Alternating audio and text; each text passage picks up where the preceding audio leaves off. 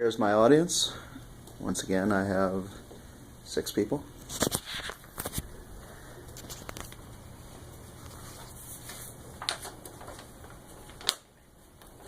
Violence in the streets of New Orleans. It's an issue that has plagued the city for centuries. Today I would like to talk about a man who did something about it. Allison Tootie Montana was born in 1922 in New Orleans. His grandfather, with the last name of Baptiste, was known as the first man to mask Indian. For those of you not familiar with the history of the Mardi Gras Indians, they are groups of black men split into tribes who fashion elaborate costumes known as suits that are traditionally worn on 2 days, Mardi Gras Day and Super Sunday, following Mardi Gras by a few weeks. For uptown Indians, it was held last weekend on St. Joseph's Day. For downtown Indians, it will be held this weekend, with the downtown one being the original celebration.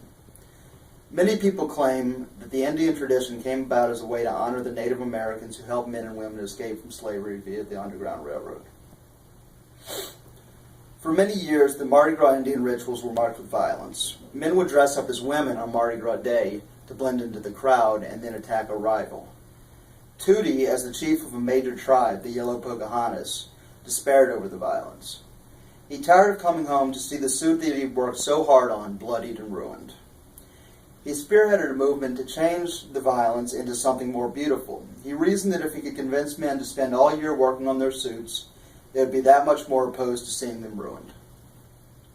The occasion became a contest of who could dance the best and whose suit was prettiest, instead of a destructive brawl in the streets. Tootie went so far as saying, late in his life, "I am the oldest, I am the best, and I am the prettiest." An acquaintance of Tootie who I was able to talk to while researching this speech told me that Tootie's suits were so elaborate that sometimes his headdresses had to be lowered from second-floor balconies.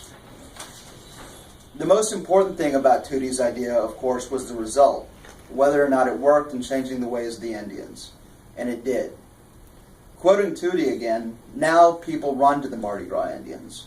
Back in the day, people would run from them." But Tootie wasn't done fighting. For much of its history, the Indian tradition had also been marred by violence initiated by the police. A particularly bad occasion of police brutality occurred on St. Joseph's Day in 2005. Soon afterward, Tootie appeared before the city council to denounce the violence.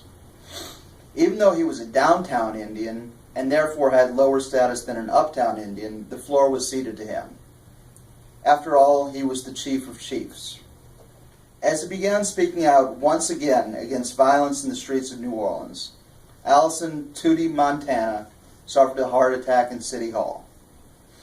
The words he spoke that day in support of his beloved Mardi Gras Indians would be the last he ever uttered.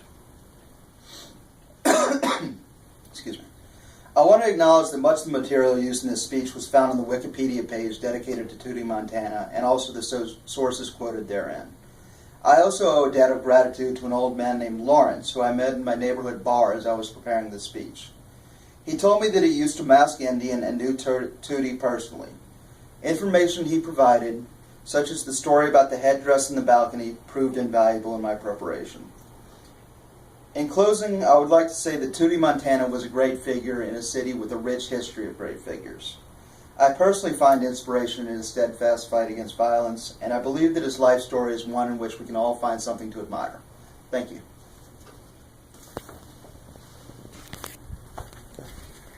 Once again, 6 people, even though she left in the middle of it.